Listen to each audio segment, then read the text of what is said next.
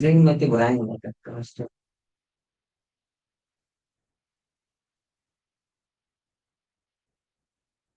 ಆದ್ಮೇಲೆ ನಿನ್ನೆ ತರಗತಿ ಒಳಗಡೆ ನಾವು ಪ್ಲೇಟೋರವರ ಜೀವನ ಮತ್ತೆ ಅವರ ಕೃತಿಗಳ ಬಗ್ಗೆ, ಅವರ ತತ್ವಜ್ಞಾನಿ ಅರಸ ಸಿದ್ಧಾಂತದ ಬಗ್ಗೆ ಕೆಲವೊಂದಿಷ್ಟು ವಿಚಾರಗಳನ್ನ ನಾವು ಅಧ್ಯಯನ ಮಾಡಿದ್ವಿ.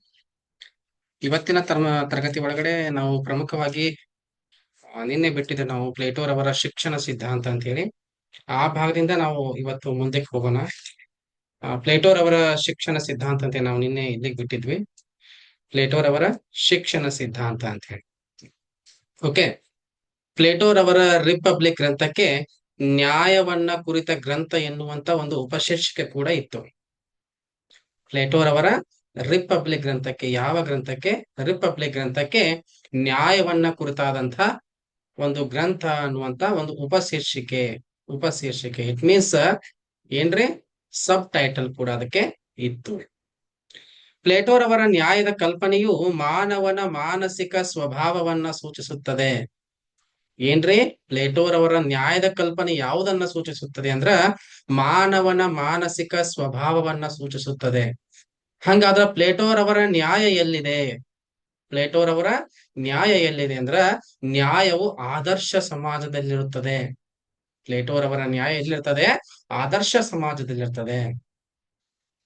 ಏನ್ ಹೇಳ್ತಾರೆ ಪ್ಲೇಟೋರವರು? ನ್ಯಾಯ ಅಂದ್ರೆ ಏನು? ಪ್ಲೇಟೋರವರ ಪ್ರಕಾರ ಪ್ರತಿಯೊಬ್ಬ ವ್ಯಕ್ತಿಯು ರಾಜ್ಯ ತನಗೆ ವಹಿಸಿಕೊಟ್ಟಂತಹ ಕಾರ್ಯಗಳನ್ನ ನಿರ್ವಹಿಸುತ್ತಾ ಅನ್ಯರ ಕಾರ್ಯಗಳಲ್ಲಿ ಹಸ್ತಕ್ಷೇಪ ಮಾಡದಿರುವುದೇ ನ್ಯಾಯ.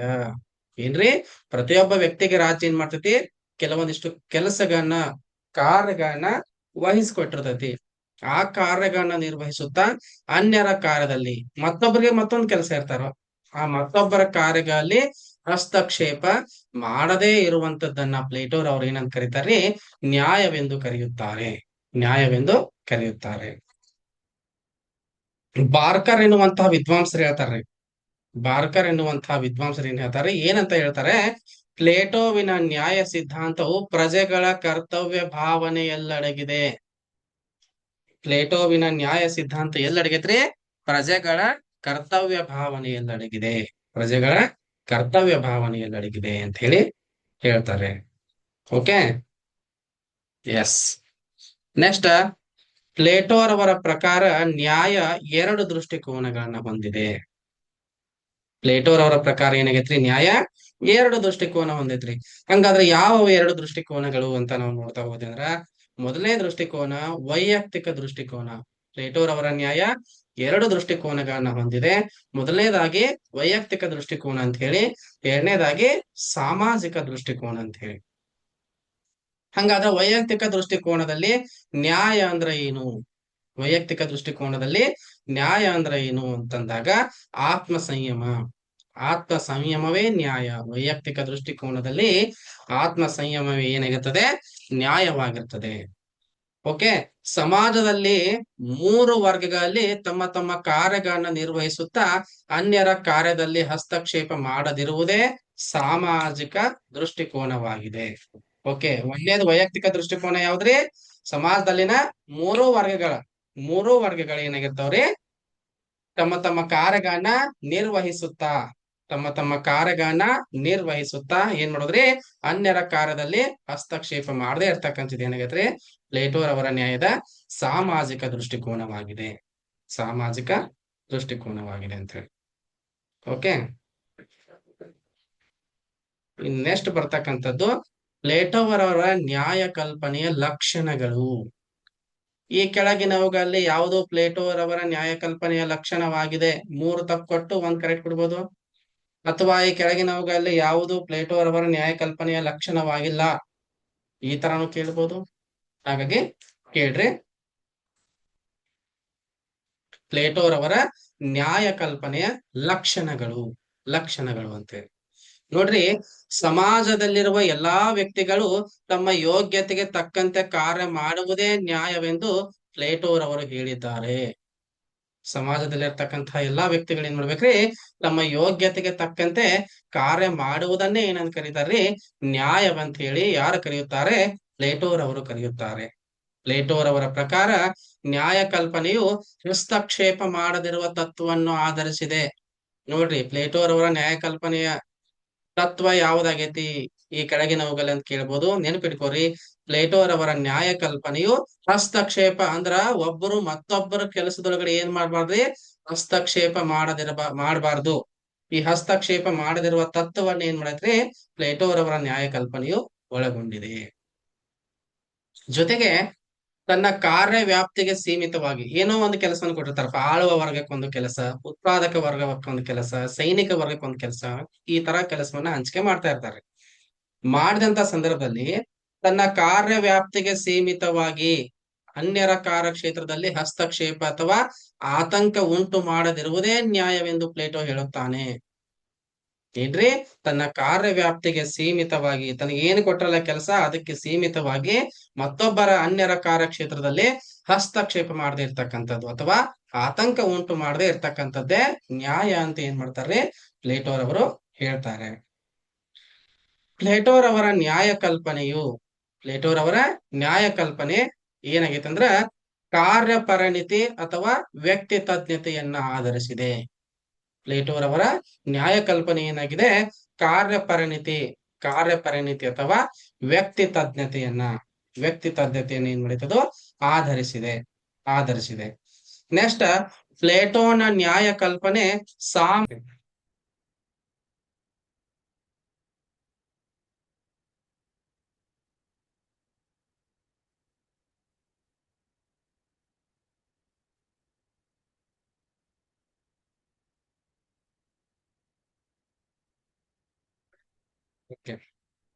ಆಗ್ಲೇ ಹೇಳಿದೆ ನಿಮ್ಗೆ, ಪ್ಲೇಟೋರವರ ನ್ಯಾಯ ಕಲ್ಪನೆ ಆಗೈತೆ ಅಂದ್ರ ಸಾಮರಸ್ಯದ ತತ್ವವನ್ನ ಏನ್ ಮಾಡಿದ್ದು ಆಧರಿಸಿದೆ. ನೆಕ್ಸ್ಟ್, ಪ್ಲೇಟೋವಿನ ನ್ಯಾಯದಲ್ಲಿ ಕಾನೂನಿಗಿಂತ ನೀತಿಗೆ ಪ್ರಾಮುಖ್ಯತೆ ಇದೆ. ಪ್ಲೇಟೋರವರು ಏನ್ ಮಾಡ್ತಾರಲ್ಲ, ಒಂದು ನ್ಯಾಯದ ಕುರಿತಾಗಿ ಹೇಳ್ತಾರಲ್ಲ, ಅವರ ನ್ಯಾಯದ ವಿಚಾರದೊಳಗಡೆ ಏನೈತ್ರಿ, ಕಾನೂನಿಗಿಂತ ನೀತಿಗೆ ಹೆಚ್ಚಿನ ಪ್ರಾಮುಖ್ಯತೆ ಇದೆ. ಹಾಗಾಗಿ ಇವ ಏನ್ ಮಾಡ್ತಾನ್ರಿ, ನೈತಿಕ ದೃಷ್ಟಿಯಿಂದ ನ್ಯಾಯವನ್ನ ನೋಡ್ತಾನೆ. ಪ್ಲೇಟೋ ಏನ್ ಮಾಡ್ತಾನ್ರಿ, ನೈತಿಕ ದೃಷ್ಟಿಯಿಂದ ನ್ಯಾಯವನ್ನ ಪ್ಲೇಟೋರವರು ನೋಡ್ತಾರೆ. ಓಕೆ. ನೆಕ್ಸ್ಟ್, ಪ್ಲೇಟೋರವರ ನ್ಯಾಯ ನಿರಂಕುಶತೆಗೆ ದಾರಿ ಮಾಡಿಕೊಡ್ತದೆ. ಪ್ಲೇಟೋರವರ ನ್ಯಾಯ ಏನ್ ಮಾಡ್ತಿದ್ರಿ, ನಿರಂಕುಶತೆಗೆ ದಾರಿ ಮಾಡಿಕೊಡ್ತೈತಿ. ಯಾಕಂದ್ರೆ ಇವತ್ ಡೆಮೋಕ್ರಸಿ ಒಳಗಡೆ ಯಾರು ಬೇಕಾದ್ರೂ ಆಳುವ ವರ್ಗ ಆಗ್ಬೋದು, ಯಾರು ಬೇಕಾದ್ರೂ ಉತ್ಪಾದಕ ವರ್ಗ ಆಗ್ಬೋದು, ಯಾರು ಬೇಕಾದ್ರೂ ಸೈನಿಕ ವರ್ಗ ಆಗ್ಬೋದು. ಆದ್ರೆ ಪ್ಲೇಟೋ ಅನ್ ಹೇಳ್ತಾನ್ರಿ, ತನ್ನ ನ್ಯಾಯದೊಳಗಡೆ ಒಬ್ಬರು ತಮ್ಗೆ ವಹಿಸಿದ ಕೆಲಸವನ್ನ ಪರ್ಫೆಕ್ಟ್ ಆಗಿ ಮಾಡೋದು, ಮತ್ತೊಬ್ಬರ ಕಾರ್ಯದೊಳಗಡೆ ಹಸ್ತಕ್ಷೇಪ ಮಾಡದೇ ಇರುವುದೇ ನ್ಯಾಯ ಅಂತ ಹೇಳೋದ್ರಿಂದ ಏನಾಗ್ತೈತ್ರಿ, ಇವನ ನ್ಯಾಯದ ಸಿದ್ಧಾಂತ ನಿರಂಕುಶತ್ವಕ್ಕೆ ಒಂದು ದಾರಿ ಮಾಡಿಕೊಡ್ತದೆ ಅಂತ ಹೇಳಿ ನಾವು ಗಮನಿಸ್ಲಿಕ್ಕೆ ಸಾಧ್ಯ ಆಗ್ತದೆ. ಓಕೆ, ಅದೇ ಹೇಳಿದ್ ನೋಡ್ರಿ, ನ್ಯಾಯ ಕಲ್ಪನೆಯಂತೆ ಆಧುನಿಕ ಕಾಲದೊಳಗಡೆ ನ್ಯಾಯದ ಕಲ್ಪನೆಯಂತೆ ಏನೈತ್ರಿ, ಎಲ್ಲರೂ ಸಮಾನರಾಗಿದ್ದೀವಿ. ಆಧುನಿಕ ಕಾಲದಲ್ಲಿ ನ್ಯಾಯ ಕಲ್ಪನೆಯಂತೆ ಎಲ್ಲರೂ ಕೂಡ ಏನಾಗಿದ್ದೀವಿ, ಸಮಾನರಾಗಿದ್ದೀವಿ. ಆದ್ರೆ ಪ್ಲೇಟೋ ಏನ್ ಮಾಡ್ಯಾನ್ರಿ, ವರ್ಗದ ಹಕ್ಕನ್ನ ಪ್ರತಿಪಾದಿಸಿ ವರ್ಗ ಭೇದವನ್ನ ಮಾಡಿರ್ತಕ್ಕಂಥದ್ದು. ಓಕೆ, ಅದರ ಜೊತೆಗೆ ಕರ್ತವ್ಯಗಳ ಬಗ್ಗೆ ಹೇಳಿ ಹಕ್ಕುಗಳ ಬಗ್ಗೆ ಏನೂ ಹೇಳದೇ ಇರ್ತಕ್ಕಂಥದ್ದು ಪ್ಲೇಟೋರವರ ನ್ಯಾಯ ಕಲ್ಪನೆಯ ದೋಷ ಆಗಿರ್ತಕ್ಕಂಥದ್ದು. ಇವ್ರು ಏನ್ ಮಾಡ್ತಾರ್ರಿ, ಕರ್ತವ್ಯಗಳ ಬಗ್ಗೆ ಹೇಳ್ತಾರೋ, ಆದ್ರೆ ಜನರ ಹಕ್ಕುಗಳ ಬಗ್ಗೆ ಪ್ಲೇಟೋರವರು ಏನನ್ನು ಕೂಡ ಹೇಳದೇ ಇರುವಂತದ್ದು ಏನೈತಂದ್ರ ಇವನ ನ್ಯಾಯ ಕಲ್ಪನೆಯ ಪ್ರಮುಖವಾದಂತಹ ದೋಷವಾಗಿದೆ.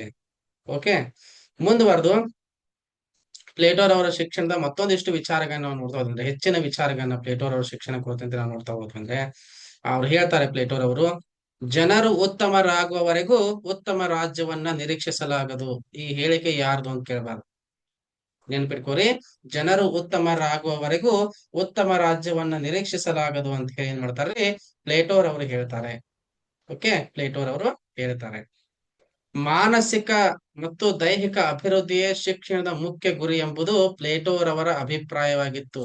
ಶಿಕ್ಷಣದ ಮೂಲ ಗುರಿ ಯಾವುದು, ದೈಹಿಕ ಮತ್ತು ಮಾನಸಿಕ ಅಭಿವೃದ್ಧಿ ಆಗ್ತಕ್ಕಂಥದ್ದು ಏನೈತ್ರಿ, ಶಿಕ್ಷಣದ ಪ್ರಮುಖವಾದಂತ ಗುರಿಯಾಗಿತ್ತು ಅಂತ ಹೇಳಿ. ಓಕೆ, ನೆಕ್ಸ್ಟ್, ಮಾನಸಿಕ ವ್ಯಾಧಿಯನ್ನ ಮಾನಸಿಕ ಔಷಧೋಪಚಾರಗಳಿಂದ ಗುಣಪಡಿಸುವ ಪ್ರಯತ್ನವೇ ಪ್ಲೇಟೋರವರ ಶಿಕ್ಷಣವೆಂದು ಆರ್ನೆಸ್ಟ್ ಬಾರ್ಕರ್ ಅವರು ಹೇಳಿದ್ದಾರೆ. ಏನ್ರಿ? ಮಾನಸಿಕ ವ್ಯಾಧಿಯನ್ನ ಮಾನಸಿಕ ಔಷಧೋಪಚಾರಗಳಿಂದ ಗುಣಪಡಿಸುವಂತಹ ಒಂದು ಪ್ರಯತ್ನವನ್ನ ಪ್ಲೇಟೋರವರ ಶಿಕ್ಷಣ. ಪ್ಲೇಟೋರವರ ಶಿಕ್ಷಣ ಅಂದ್ರೆ ಏನ್ರಿ? ಮಾನಸಿಕ ರೋಗವನ್ನ ಮಾನಸಿಕ ಔಷಧೋಪಚಾರಗಳಿಂದ ಗುಣಪಡಿಸುವಂತ ಒಂದು ಪ್ರಯತ್ನ ಪ್ಲೇಟೋರವರ ಶಿಕ್ಷಣ ಅಂತ ಹೇಳಿ ಅರ್ನೆಸ್ಟ್ ಪಾರ್ಕರ್ ಅವರು ಹೇಳ್ತಾರೆ. ಹಂಗಾದ್ರ ಇವರ ಶಿಕ್ಷಣ ಪದ್ಧತಿಯ ಲಕ್ಷಣಗಳು ಯಾವ ತರ ಇತ್ತು? ಇವರ ಶಿಕ್ಷಣ ಪದ್ಧತಿಯ ಲಕ್ಷಣಗಳು, ಪ್ಲೇಟೋರವರ ಶಿಕ್ಷಣ ಪದ್ಧತಿಯ ಲಕ್ಷಣಗಳು ಯಾವ ತರ ಇದ್ವು ನಾವು ನೋಡ್ತಾ ಹೋದ್ವಿ ಅಂದ್ರ, ಪ್ಲೇಟೋರವರ ಶಿಕ್ಷಣ ಪದ್ಧತಿಯ ಲಕ್ಷಣಗಳು. ಪ್ಲೇಟೋರವರು ಪ್ರತಿಪಾದಿಸಿರುವಂತಹ ಶಿಕ್ಷಣವು ರಾಜ ನಿಯಂತ್ರಿತ ಶಿಕ್ಷಣವಾಗಿತ್ತು. ಇಲ್ಲಿ ಖಾಸಗಿಯವರಿಗೆ ಅವಕಾಶ ಇರಲಿಲ್ಲ, ಸರ್ಕಾರವೇ ಶಿಕ್ಷಣವನ್ನು ನೀಡಬೇಕಾಗಿತ್ತು. ಪ್ಲೇಟೋರವರು ಪ್ರತಿಪಾದಿಸುವಂತಹ ಶಿಕ್ಷಣ ಎಂತದಾಗಿದ್ರಿ? ರಾಜ ನಿಯಂತ್ರಿತ ಶಿಕ್ಷಣ ಪದ್ಧತಿಯಾಗಿತ್ತು. ನೆಕ್ಸ್ಟ್, ಪ್ಲೇಟೋರವರ ಶಿಕ್ಷಣ ಪದ್ಧತಿಯ ಮುಖ್ಯ ಉದ್ದೇಶ ಎಂದರೆ ತತ್ವಜ್ಞಾನಿ ಅರಸರನ್ನ ರೂಪಿಸುವುದಾಗಿತ್ತು. ಯಾಕೆ ಶಿಕ್ಷಣವನ್ನ ನೀಡ್ತಾ ಇದ್ದ ಪ್ಲೇಟೋ? ಶಿಕ್ಷಣ ಯಾಕೆ ಬೇಕಂತ ಹೇಳ್ತಾ ಇದ್ದ? ಇಂತಲ್ಲಿಂದ ಪ್ರಶ್ನೆ ಕೇಳ್ತಿರ್ತಾರ ನಿಮ್ಗ್ರಿ. ನಾವು ಸ್ಕಿಪ್ ಮಾಡ್ತಾ ಹೋಗ್ತೇವೆ, ಏನು ಗೊತ್ತಾಗಿಲ್ಲ ಅಂತ. ಇಲ್ಲೇ ಹೆಂಗ್ ಕೇಳ್ತಾನವ, ನೇರವಾಗಿ ಹೋಗ್ತಿರ್ತೀವಿ. ಆದ್ರೆ ಪ್ರಶ್ನೆ ಏನ್ ಮಾಡ್ತಾವ್ರಿ? ಇಲ್ಲಿಂದನೇ ಬರ್ತಾವು. ಅವ್ರ ಶಿಕ್ಷಣ ಪದ್ಧತಿಯ ಮುಖ್ಯ ಉದ್ದೇಶ ಏನಾಗಿತ್ತು? ತತ್ವಜ್ಞಾನಿ ಅರಸರನ್ನ ತಯಾರು ಅಂತಕ್ಕಂಥದ್ದು. ತತ್ವಜ್ಞಾನಿ ಅರಸರನ್ನ ರೂಪಿಸ್ತಕ್ಕಂಥದ್ದು ಏನಾಗಿತ್ತಂದ್ರ ಅವರ ಶಿಕ್ಷಣ ಪದ್ಧತಿಯ ಪ್ರಮುಖವಾದಂತ ಒಂದು ಗುರಿಯಾಗಿತ್ತು, ಉದ್ದೇಶವಾಗಿತ್ತು. ಅದ್ರ ಜೊತೆಗೆ ಪ್ಲೇಟೋರ್ ಏನ್ ಮಾಡ್ತಾರ್ರಿ? ತತ್ವಜ್ಞಾನಿ ಅರಸರಿಗೆ ಕಡ್ಡಾಯ ಶಿಕ್ಷಣವನ್ನ ಪ್ರತಿಪಾದಿಸ್ತಾನೆ. ಯಾರು ತತ್ವಜ್ಞಾನಿ ಅರಸ ಆಗ್ಬೇಕಂತಾರಲ್ಲ ಅವ್ರಿಗೆ ಏನ್ ಮಾಡ್ತಾನ್ರಿ? ಶಿಕ್ಷಣವನ್ನ ಕಡ್ಡಾಯಗೊಳಿಸುತ್ತಾನೆ, ಕಡ್ಡಾಯ ಶಿಕ್ಷಣವನ್ನ ಪ್ರತಿಪಾದಿಸುತ್ತಾನೆ. ಅದ್ರ ಜೊತೆಗೆ ಸ್ತ್ರೀಯರಿಗೂ ಮತ್ತು ಪುರುಷರಿಗೂ ಒಂದೇ ರೀತಿಯ ಶಿಕ್ಷಣವನ್ನ ಏನ್ ಮಾಡ್ತಾನ್ರಿ? ಪ್ಲೇಟೋ ಪ್ರತಿಪಾದಿಸುತ್ತಾನೆ. ಬಹಳ ಇಂಪಾರ್ಟೆಂಟ್ ಇದು. ಓಕೆ, ಸ್ತ್ರೀಯರಿಗೂ ಮತ್ತು ಪುರುಷರಿಗೆ ಏನ್ ಮಾಡ್ತಾನ್ರಿ? ಒಂದೇ ರೀತಿಯ ಶಿಕ್ಷಣ ಪದ್ಧತಿಯನ್ನು ಏನ್ ಮಾಡ್ತಾನ್ರಿ? ಪ್ಲೇಟೋ ಪ್ರತಿಪಾದಿಸುತ್ತಾನೆ. ನೆಕ್ಸ್ಟ್, ಯುವಕರು ಅನೈತಿಕ ಪ್ರಭಾವಕ್ಕೆ ಒಳಗಾಗದಂತೆ ತಡೆಯಲು ಎಲ್ಲಾ ಸಾಹಿತ್ಯಾತ್ಮಕ ಹಾಗೂ ಕಲಾತ್ಮಕ ಕೃತಿಗಳನ್ನ ವಿಮರ್ಶಿಸಿ ಅಹಿತಕರವಾದದ್ದನ್ನ ನಿಷೇಧಿಸಬೇಕೆಂದು ಪ್ಲೇಟೋರವರು ಹೇಳಿದ್ದಾರೆ. ಈಗಿನ ಯುವಕರಿದಾರಲ್ಲ, ಅವರು ಅನೈತಿಕ ಪ್ರಭಾವಕ್ಕೆ ಒಳಗಾಗಬಾರ್ದಂದ್ರ ಎಲ್ಲಾ ಸಾಹಿತ್ಯಾತ್ಮಕ ಹಾಗೂ ಕಲಾತ್ಮಕವಾಗಿರ್ತಕ್ಕಂಥ ಕೃತಿಗಳನ್ನ ವಿಮರ್ಶೆಗೆ ಒಳಪಡಿಸಿ ಅಹಿತಕರವಾದದ್ದನ್ನ ನಿಷೇಧಿಸಬೇಕಂತ ಏನ್ ಮಾಡ್ತಾರ್ರಿ? ಪ್ಲೇಟೋರವರು ಹೇಳ್ತಾರೆ. ಪ್ಲೇಟೋನ ಶಿಕ್ಷಣವು ಮಗುವಿನ ನೈತಿಕ ಹಾಗೂ ದೈಹಿಕ ಬೆಳವಣಿಗೆ ಆದ್ಯತೆಯನ್ನ ನೀಡ್ತಿತ್ತು. ಪ್ಲೇಟೋರವರ ಶಿಕ್ಷಣ ಏನ್ ಮಾಡ್ತಾ ಇತ್ತು? ಮಗುವಿನ ನೈತಿಕ ಹಾಗೂ ದೈಹಿಕ ಬೆಳವಣಿಗೆಗೆ ಒಂದು ಆದ್ಯತೆಯನ್ನ ನೀಡ್ತಾ ಇತ್ತು. ಮತ್ತು ಅವರ ಶಿಕ್ಷಣವು ಏನಾಗಿತ್ತಂದ್ರೆ ಕ್ರಮಬದ್ಧವಾಗಿತ್ತು ಹಾಗೂ ಪ್ರಗತಿಪರವಾಗಿತ್ತು. ಪ್ಲೇಟೋರವರ ಶಿಕ್ಷಣ ಏನಾಗಿತ್ತು? ಕ್ರಮಬದ್ಧವಾಗಿತ್ತು ಮತ್ತು ಪ್ರಗತಿಪರವಾಗಿತ್ತು ಅಂತ ಹೇಳಿ. ಓಕೆ, ಪ್ಲೇಟೋರವರ ಶಿಕ್ಷಣ ಬಹಳ ಇಂಪಾರ್ಟೆಂಟ್ ಆಗಿರ್ತಕ್ಕಂಥ ನೋಡ್ರಿ. ಪ್ಲೇಟೋರವರ ಶಿಕ್ಷಣ ಏನಾಗಿತ್ತು? ರಾಜಪಾಲಕರಿಗೆ, ಆಳುವ ವರ್ಗಕ್ಕೆ ಮಾತ್ರ ಸೀಮಿತವಾಗಿತ್ತು. ಪ್ಲೇಟೋರವರ ಶಿಕ್ಷಣ ಏನಾಗಿತ್ರಿ? ರಾಜಪಾಲಕರಿಗೆ, ಆಳುವ ವರ್ಗಕ್ಕೆ ಮಾತ್ರ ಸೀಮಿತವಾಗಿತ್ತು. ಕೇವಲ ತತ್ವಜ್ಞಾನಿಯನ್ನ ಸೃಷ್ಟಿಸುವ ಉದ್ದೇಶ ಹೊಂದಿತ್ತು. ಶಿಕ್ಷಣದ ಮೂಲ ಉದ್ದೇಶ ಏನ್ರಿ? ಪ್ಲೇಟೋರವರ ಶಿಕ್ಷಣದ ಮೂಲ ಉದ್ದೇಶ ತತ್ವಜ್ಞಾನಿ ಅರಸರನ್ನ ಸೃಷ್ಟಿ ಮಾಡ್ತಕ್ಕಂಥದ್ದಾಗಿತ್ತು. ಆದ್ರೆ ಶಿಕ್ಷಕರಿಗೆ ತರಬೇತಿ ನೀಡ್ತಕ್ಕಂಥ ಯಾವುದೇ ವಿಚಾರಗಳನ್ನ ಅವ್ರು ಏನ್ ಮಾಡಿಲ್ಲ, ತಿಳಿಸಿಕೊಡದೆ ಇರ್ತಕ್ಕಂಥದ್ದನ್ನ ನಾವು ಕಾಣ್ತಾ ಇದ್ದೀವಿ. ಓಕೆ, ಇನ್ನೆಷ್ಟು ಬರ್ತಕ್ಕಂಥದ್ದು ಪ್ಲೇಟೋರವರ ಸಮತಾವಾದ ಅಂತ ಹೇಳಿ. ಸಮತಾವಾದದ ಕುರಿತು ಅವ್ರು ಏನ್ ಹೇಳ್ತಾರೆ ನೋಡ್ತಾ ಹೋಗಿ. ರಾಜಪಾಲಕರು ತಮ್ಮ ಕರ್ತವ್ಯಗಳನ್ನ ನಿಸ್ವಾರ್ಥತೆಯಿಂದಲೂ ಹಾಗೂ ನಿಷ್ಠೆಯಿಂದಲೂ ನಿರ್ವಹಿಸಲು ಅವರು ಸ್ವಂತ ಆಸ್ತಿಯನ್ನು ಮತ್ತು ಸ್ವಂತ ಕುಟುಂಬವನ್ನು ಹೊಂದಬಾರದು ಅಂತ ಪ್ಲೇಟೋ ಹೇಳ್ತಾರೆ. ಈ ರಾಜ್ಯ ಆತಕ್ಕಂಥವ್ರು ದೊರೆಗಳು, ಚಕ್ರವರ್ತಿಗಳು, ರಾಜರು, ಮಹಾರಾಜರು, ಮರಿರಾಜರು, ಯುವರಾಜರು ಅಂತ ನಾವೇನ್ ಹೇಳ್ತೀವಲ್ಲ, ಇವರೆಲ್ಲರೂ ಕೂಡ ಏನ್ ಮಾಡ್ಬೇಕು? ತಮ್ಮ ಕರ್ತವ್ಯಗಳನ್ನ ನಿಸ್ವಾರ್ಥತೆಯಿಂದ, ಯಾವುದೇ ಸ್ವಾರ್ಥ ಇರ್ಲಾರ್ದ ನಿಷ್ಠೆಯಿಂದ, ಬದ್ಧತೆಯಿಂದ ಅವ್ರು ಏನ್ ಮಾಡ್ಬೇಕ್ರಿ? ತಮ್ಮ ಕಾರ್ಯವನ್ನ ನಿರ್ವಹಿಸಬೇಕು. ಈ ತರ ನಿಷ್ಠೆಯಿಂದ, ನಿಸ್ವಾರ್ಥತೆಯಿಂದ, ಬದ್ಧತೆಯಿಂದ ಕಾರ್ಯವನ್ನ ನಿರ್ವಹಿಸ್ಬೇಕಾಗ್ತಂದ್ರೆ ಏನ್ ಮಾಡ್ಬೇಕು? ಅವರು ಸ್ವಂತ ಆಸ್ತಿಯನ್ನಾಗ್ಲಿ ಅಥವಾ ಸ್ವಂತ ಕುಟುಂಬವನ್ನಾಗ್ಲಿ ಹೊಂದಬಾರದು ಅಂತ ಹೇಳಿ ಪ್ಲೇಟೋರವರು ಹೇಳುತ್ತಾರೆ. ವೆರಿ ವೆರಿ ಇಂಪಾರ್ಟೆಂಟ್ ಇದು. ಓಕೆ, ಈ ಭಾಗದಿಂದ ಅಪ್ಲೈಡ್ ಕ್ವಶನ್ ಕೇಳ್ತಾರೆ ನಮಗೆ. ಏನ್ ಕೇಳ್ತಾರೆ? ನಿನ್ನೆ ಹೇಳಿಲ್ಲ ನಿಮ್ಗೆ ನಾನು ಏನಂತ ಹೇಳಿ. ಪ್ಲೇಟೋರವರು ಸಮತಾವಾದವನ್ನ ಈ ಕೆಳಗಿನ ಯಾವ ವರ್ಗಕ್ಕೆ ಪ್ರತಿಪಾದಿಸಿದ್ದಾರೆ? ಪ್ಲೇಟೋರವರು ಸಮತಾವಾದವನ್ನ ರಾಜಪಾಲಕರಿಗೆ, ರಾಜಪಾಲಕರಿಗೆ ಮತ್ತು ಸೈನಿಕ ವರ್ಗಕ್ಕೆ ಏನ್ ಮಾಡ್ಯಾನ್ರಿ, ಸಮತಾವಾದವನ್ನ ಪ್ರತಿಪಾದಿಸಿದ್ದಾನೆ. ಆದರೆ ಉತ್ಪಾದನಾ ವರ್ಗ ಇರ್ತೈತಲ್ಲ, ಅದು ಉತ್ಪಾದಕ ವರ್ಗ, ಅವ್ರಿಗೆ ಸಮತಾವಾದ ಅಂತಕ್ಕಂಥದ್ದು ಇರೋದಿಲ್ಲ. ಓಕೆ, ಏನ್ರಿ ಇಂಪಾರ್ಟೆಂಟ್ ಆಗಿರ್ತಕ್ಕಂಥದ್ದು, ರಾಜಪಾಲಕರು ಸ್ವಂತ ಆಸ್ತಿಯನ್ನಾಗಲಿ ಸ್ವಂತ ಕುಟುಂಬವನ್ನಾಗ್ಲಿ ಏನ್ ಮಾಡ್ಬಾರ್ದ್ರಿ, ಹೊಂದಬಾರ್ದು ಅಂತ ಹೇಳಿ. ಓಕೆ, ರಾಜಪಾಲಕರು ಪ್ಲೇಟೋರವ್ರ ಪ್ರಕಾರ ರಾಜಪಾಲಕರಿಗೆ ಆಸ್ತಿ ಮತ್ತು ಪತ್ನಿಯರ ಸಮತಾವಾದವನ್ನ, ಎಂತ ಸಮತಾವಾದ, ಆಸ್ತಿ ಮತ್ತು ಪತ್ನಿಯರ ಸಮತಾವಾದವನ್ನ ಪ್ಲೇಟೋರವ್ರು ಏನ್ ಮಾಡ್ತಾರ್ರಿ, ರಾಜಪಾಲಕರಿಗೆ ಪ್ರತಿಪಾದಿಸಿದ್ದಾರೆ. ಓಕೆ, ಇನ್ನು ಆಸ್ತಿಯ ಸಮತಾವಾದ ಏನು ನೋಡ್ತಾ ಹೋದಿಂದ್ರ ನಾವು.